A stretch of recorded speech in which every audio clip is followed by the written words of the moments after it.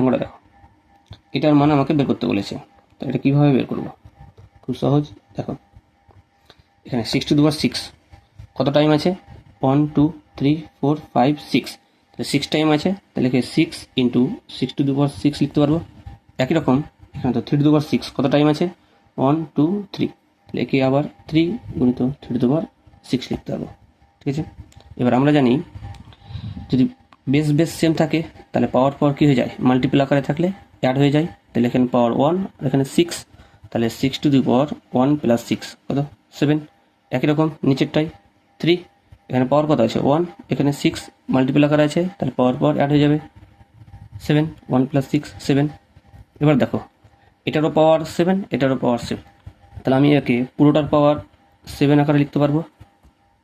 এবার ভেতরেরটা কাট করে দেবো, 3 2 = 6, তাই 2 এর পাওয়ার 7।